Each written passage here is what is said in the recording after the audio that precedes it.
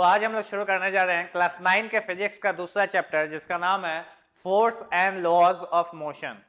देखिए पिछले चैप्टर में हम लोगों ने मोशन के बारे में पढ़ा था कि मोशन कैसा होता है और उसके टाइप्स कितने होते हैं, कैसे वो वर्क करता है, इसके बारे में हम लोगों ने जानकारियां ले ली थी। आज हम लोग पढ़ने जा रहे हैं कि force and laws of motion. देखिए कोई भी ऑब्जेक्ट है वो मोशन में है, तो मोशन में होने के कारण उस पर क्या क्या नियम कानून आता है इसके बारे में चैप्टर में किया गया है। आपको एक चीज पता होना चाहिए कि मान लीजिए आप चल रहे हो, तो आपके चलने पे आप किस सरफेस पे चल रहे हो इस पर बहुत बड़ा डिपेंडेंसी होता है। जैसे हम लोग खेलते हैं मैदानों में, तो जब मैदानों में खेलते हैं तो हम नॉर्मली वहां पर रन कर रहे हैं, लेकिन उसी स्पीड पर अगर हम ऐसे जगह पर रन करें जहां पूरा डस्ट गिरा हुआ है या बालू गिरा हुआ है, तो यहाँ पर हमें देखने मिलता है कि हम बहुत ही उसमें मेहनत करना पड़ता है, बहुत ज़्यादा फोर्स लगाना पड़ता है। तो इन चीज़ों को कैसे समझना है, क्या क्या वहाँ पर काम करेगा, इन सब के बारे में इस चैप्टर में हम लोग पढ़ने जा रहे हैं। तो चलिए हम लोग शुरुआत करते हैं force and laws of motion. देखिए सबसे पहले यहाँ पर टॉपिक है हमारा फोर्स। सो फोर्स क्या होता है? तो फोर्स आपने बोला कि सर हालांकि इस चैप्टर में है, आगे जाके फोर्स मिलेगा, force is equal to m है, लेकिन फोर्स का मतलब आप एक ही चीज समझिए कि कोई बॉडी है जिसका कोई मास है और वो किसी बॉडी को एक्सेलरेट करवा दे रहा है, तो F is equal to m a. लेकिन फोर्स एक्चुअली में जैसे ये देखिए, हॉकी स्टिक से बॉल फेंकना भी एक फोर्स है, ये बैलून को या बॉल को दबाना या किसी भी चीज़ को दबाना भी एक फोर्स है, स्प्रिंग भी एक फोर्स है, स्प्रिंग को स्ट्रेच करना ये भी एक तरह का फोर्स है।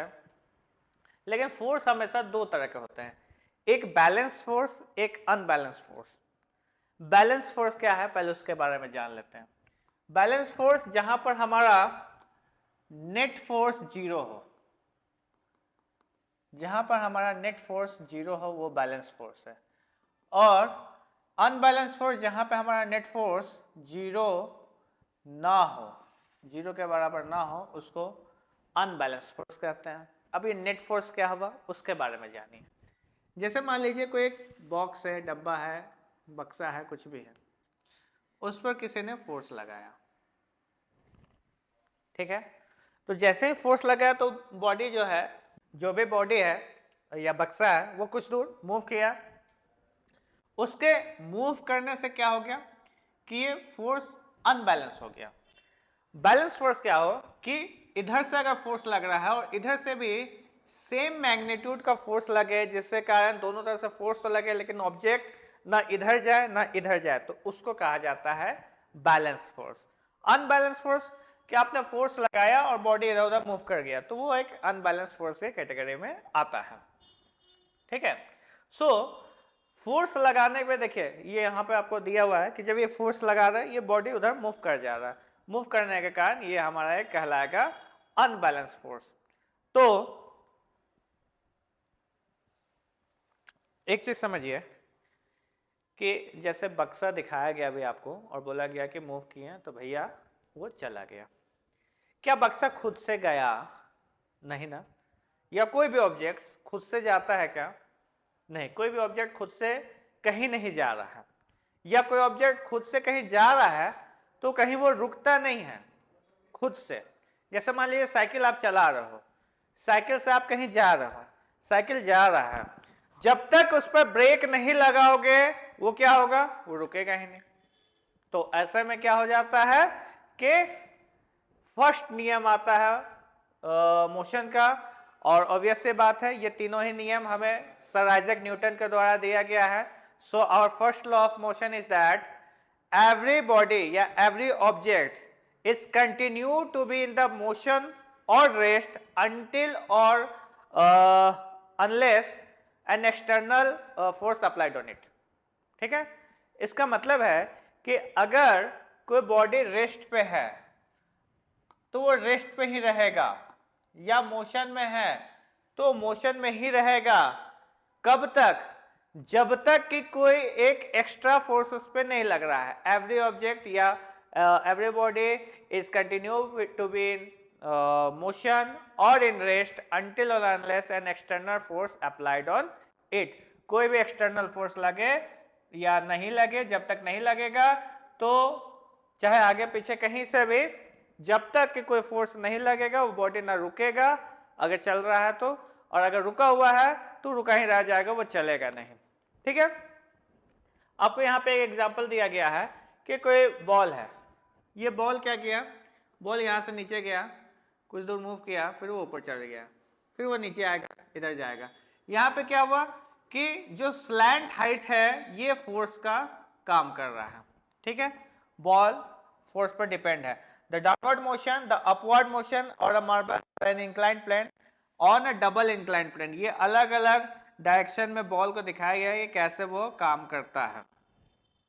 सो अब आया कि फर्स्ट लॉ ऑफ मोशन आपको समझ में आया कि कोई भी ऑब्जेक्ट जब रुका हुआ है तो रुका ही रहेगा, जब मोशन में है तो मोशन में रहेगा, तब तक जब तक कि कोई बाहरी फोर्स ना लगे। जैसे अगर मान लीजिए आप साइकिल चला रहे हो तो साइकिल रुका हुआ है, जब पैडल मारोगे तब वो चलेगा, और वो चल रहा है तो जब ब्रेक मारोगे तभी वो रुकेगा, ऐसे वो रुकने वाला या चलने वाला नहीं है। तो यहाँ पर एक कैटेगरी आ जाता है जिसको हम लोगों ने नाम क्या दिया हुआ है, इनर्शिया। और इनर्शिया क्या करता है, देखो इनर्शिया का काम क्या है, इनर्शिया का काम है कि वो कुछ भी अननेसेसरी चीज हो रहा है तो उसको रोकता है, कि वो अचानक से कोई भी चीज को होने नहीं देगा। ठीक है, यहां पर आपको देखने को मिलेगा, एक मिनट, हाँ, inertia is the natural tendency of an object to resist a change in its state of motion or of rest. The mass of an object is a measure of its inertia. Inertia क्या करता है, inertia एक natural tendency है जो कि अचानक से कोई बॉडी रेस्ट से मोशन में जा रहा है या मोशन से रेस्ट में आ रहा है तो उसको रोकता है, वो अचानक से होने नहीं देता है। इस पर बात करते हैं। देखिए इनर्शिया तीन तरह का होता है। पहला होता है इनर्शिया एट रेस्ट,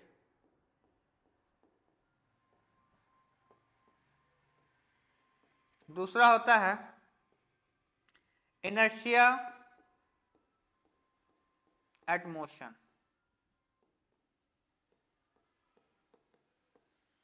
तीसरा होता है इनर्शिया एट डायरेक्शन। ठीक है, inertia at rest, inertia at motion और इनर्शिया एट डायरेक्शन। देखिए को ऑब्जेक्ट रुका हुआ है और वो रुका ही रहता है जब तक कि कोई एक्सटर्नल फोर्स ना लगे, लेकिन जैसे एक्सटर्नल फोर्स लग गया इनर्शिया उसको रोकना चाहता है, तो उस प्रोसेस को कहते हैं इनर्शिया एट रेस्ट, जब कोई ऑब्जेक्ट रेस्ट पे है और वो अपना टेंडेंसी नहीं छोड़े। इसका एक एग्जांपल लेते हैं, जैसे आप मान लीजिए कभी किसी गाड़ी पर जा रहे हैं, गाड़ी रुका हुआ है, अचानक से एक्सेलरेट किया और वो आगे बढ़ गया, तो उसके आगे बढ़ते ही हमारा बॉडी पीछे की तरफ चला जाता है। ये हुआ इनर्शिया एट रेस्ट, कि वो बॉडी रुका हुआ था, वो रुका ही रहना चाहता है तब तक कि जब वो बॉडी रुका ही रहना चाहता है, that is known as inertia, कि वो अपना टेंडेंसी नहीं छोड़ना चाहता, जैसा है वैसा ही। तो इनर्शिया एट रेस्ट क्या हुआ, आपको एग्जांपल समझ में आया कि कोई गाड़ी पर आप बैठे हुए हैं, वो रुका हुआ है, चाहे ट्रेन हो या ऑटो हो, आपने चेक किया होगा, बाइक हो, अचानक से आगे बढ़ गया तो आपका बॉडी पीछे की तरफ हो जाता है, और उसको कहते हैं हम लोग इनर्शिया एट रेस्ट। सेकंड है इनर्शिया एट मोशन, कोई ऑब्जेक्ट मोशन में है, वो चला ही जा रहा है और अचानक से ब्रेक लग गया। जैसे कभी कभी गाड़ी में ही हम लोग का क्या होता है कि चलते जाते हैं और अचानक से हमें ब्रेक लगाना पड़ता है, तो उस समय हमारा बॉडी जो है आगे की तरफ चला जाता है। क्यों? क्योंकि बॉडी और जो गाड़ी है वो ऐसे स्ट्रेट जा रहा है, अचानक से रुकना पड़ा, पर आपका जो बॉडी है उसमें इनर्शिया जनरेट हो गया, वो रुकना नहीं चाहेगा, वो क्या करेगा, आगे खुद को आगे भेज देना चाहेगा। तो इसीलिए आप बहुत बार देखते होंगे कि एक्सीडेंट्स वगैरह में जैसे ही ब्रेक लगता है स्पीड में, जो ड्राइवर है या उसके साथ जो भी साथी है वो आगे की तरफ गिर जाता है। थर्ड है इनर्शिया डायरेक्शन, गाड़ी चलते में अचानक से अगर आपको लेफ्ट टर्न लेना पड़ा तो आपका बॉडी राइट हो जाएगा, गाड़ी तो लेफ्ट रहेगा, आपका बॉडी राइट हो जाएगा, या फिर आपको राइट टर्न लेना रहा तो गाड़ी राइट की तरफ रहेगा और बॉडी आपका लेफ्ट की तरफ रहेगा। तो ये टेंडेंसी है जो कि रेजिस्ट करता है कोई भी अननेसेसरी चेंजमेंट को। और ये हमारा पहला जो लॉ है इसी से रिलेटेड है। तो फर्स्ट लॉ को और क्या नाम दिया गया? First law of motion is also known as law of inertia. ठीक है, first law of motion is also known as law of inertia. ठीक है, इसके बाद हम लोग देखें इनर्शिया मास पे डिपेंड रहता है। तो all the examples and activity given so far illustrate that there is a resistance offered by an object to change its motion। ठीक है, ये सब चीजें अभी हम लोग जान चुके हैं। आते हैं हम लोग सेकंड लॉ ऑफ मोशन पे बात करते हैं कि second law of motion actually में क्या होता है, उसका मैथमेटिकल रिप्रेजेंटेशन है और उसको हम लोग किस दूसरे नाम से भी जानते हैं, यहां पर वो बात करते हैं। ठीक है,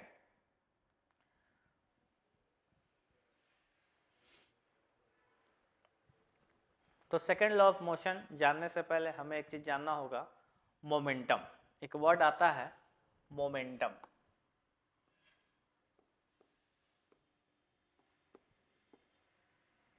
ठीक है, क्रिकेट में आपने ध्यान दिया होगा कि अचानक से कोई बल्लेबाज जो है वो रन नहीं मार रहा और अचानक से मारना शुरू कर दे, तो कमेंटेटर हमेशा कहते हैं क्या कि इस प्लेयर ने मोमेंटम जनरेट किया है। मोमेंटम क्या होता है? मोमेंटम को आप ऐसे समझिए, मोमेंटम को डिनोट किया जाता है P से। इसका फॉर्मूला होता है मास इनटू वेलोसिटी। किसी भी ऑब्जेक्ट का मास जो होता है वो कांस्टेंट होता है, लेकिन उसका वेलोसिटी जो है वो चेंज करते रहता है। तो जितना ज्यादा वेलोसिटी उतना ज्यादा उसका मोमेंटम, ध्यान में रखना है, जितना ज्यादा वेलोसिटी उतना ही ज्यादा उसका momentum. So momentum is equal to mass into velocity. Mass का ऐसा यूनिट होता है केजी, वेलोसिटी का मीटर पर सेकेंड। तो मोमेंटम का ऐसा यूनिट हो जाता है KG metre per second, denoted by P. ठीक है, सो मोमेंटम आपको समझ में आया कि मोमेंटम क्या होता है? कोई भी ऑब्जेक्ट का मास इनटू वेलोसिटी। तो सेकंड लॉ ऑफ मोशन क्या कहता है? ये कहता है कि the rate of change of momentum of an object is proportional to the applied unbalanced force in the direction of force। देखिए, मोमेंटम के पास अपना मैग्नीट्यूड प्लस अपना डायरेक्शन खुद का होता है, और मोमेंटम उसी डायरेक्शन में लगता है जिस डायरेक्शन में फोर्स लग रहा है। जिस डायरेक्शन में फोर्स लगेगा, अगर आपका डायरेक्शन है लेफ्ट टू राइट, तो आपका मोमेंटम भी हो जाएगा लेफ्ट टू राइट। क्लियर है? तो सेकंड लॉ ऑफ मोशन क्या कहता है? The second law of motion states that the rate of change in momentum of an object is proportional to the applied unbalanced force in the direction of force. Rate of change in momentum पे पहले बात करते हैं कि rate of change in momentum actual में होता क्या है। तो उसके लिए आता है हम लोग इसके मैथमेटिकल रिप्रेजेंटेशन में। इंपॉर्टेंट है, ये आता भी है। तो मैथमेटिकल रिप्रेजेंटेशन क्या कहता है कि मान लीजिए एक ऑब्जेक्ट है मेरे पास जिसका मास है m। ध्यान देना है, एक ऑब्जेक्ट है जिसका मास है m, वो मूव कर रहा है u के स्पीड पे, किसी भी जगह पे वो मूव कर रहा है u के स्पीड पे एक यूनिफॉर्म एक्सेलरेशन से, और अब उसका स्पीड जो हो गया है, अब उसका जो वेलोसिटी है वो v हो गया है कितने देर में? टाइम t सेकेंड में। तो फोर्स का फॉर्मूला क्या हुआ? देखिए, मोमेंटम यानी कि मास इनटू वेलोसिटी। अगर मैं इनिशियल मोमेंटम का बात करूं तो इनिशियल मोमेंटम कितना होगा? Mass into initial velocity. और फाइनल मोमेंटम क्या होगा? Mass into final velocity. अगर दोनों में मैं चेंजमेंट का बात करूं तो दोनों में चेंज कितना होगा? mv minus mu। यही तो चेंज होने वाला है। देखिए, यही यहां पे लिखा हुआ है mv माइनस mu, और m दोनों में है, कॉमन निकाल दिया तो ब्रैकेट में क्या बचा? v माइनस u बचा। फोर्स यही कहना चाह रहा है कि force is directly proportional to the change, rate of change in momentum. तो rate of change in momentum, rate कहीं भी आए, क्लास 9 में आप लोग आ गए, आपको एक चीज समझ में आना चाहिए कि जिस डेफिनेशन में आपको ये दे दे कि द रेट ऑफ चेंज, तो आपको बाई में टाइम लगा देना है। अब आप ध्यान दीजिए कि m v minus u by t, first chapter में v minus u by t का एक फॉर्मूला हम लोगों ने लिखा था कि v minus u by t is equal to a, so f is directly proportional to ma, यहां पे लिखा हुआ है आपके पास f is directly proportional to ma। अगर अब देखिए प्रोपोर्शन को हटाकर f is directly proportional to ma, proportion को हटाते ही हमारे पास एक कांस्टेंट आ जाता है, so f equals to k m a। अगर k का वैल्यू 1 रखें, if k is equal to 1, तो फोर्स क्या हो जाएगा, f is equal to ma। ये एक हमारा फॉर्मूला है जो कि काम करता है। फोर्स का ऐसा यूनिट होता है न्यूटन। तो हम लोग फोर्स कैसे निकालते हैं, F is equal to ma, और क्योंकि ये second law of motion momentum पे डिपेंडेंट है तो हम लोग लॉ ऑफ मोमेंटम के नाम से भी इसको जानते हैं। तो उम्मीद है आपको फर्स्ट लॉ और सेकेंड लॉ दोनों ही क्लियर हो गया होगा। आते हैं हम लोग थर्ड लॉ के तरफ।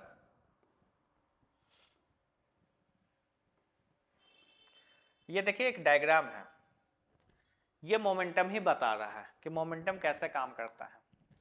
जैसे आप अगर क्रिकेट खेल रहे हो, आपको पता होगा, आप बिना पढ़े भी इस लॉ पर काम करते हो कि जब खेलते हो तो कैच लेते वक्त बॉल को ऐसे डायरेक्टली कैच नहीं करते हैं, बॉल को हम लोग धीरे धीरे धीरे धीरे पीछे लाते हैं ताकि जैसे जैसे वो बॉल पीछे आए स्पीड उसका कम होते जाए, वेलोसिटी कम होते जाए, उसका मोमेंटम बहुत कम हो जाए। अगर यहीं पे कैच ले लेंगे इस पोजीशन पे तो हमारे हाथों में बहुत ज़्यादा चोट लगेगा और कैच भी नहीं हो पाएगा, क्योंकि यहाँ पे मोमेंटम बहुत ज़्यादा रहेगा, वेलोसिटी बहुत ज़्यादा रहेगा। लेकिन धीरे धीरे उसको नीचे की तरफ लाएंगे तो वेलोसिटी कम हो जाएगा और हम कैच जो है वो आसानी से कर पाएंगे।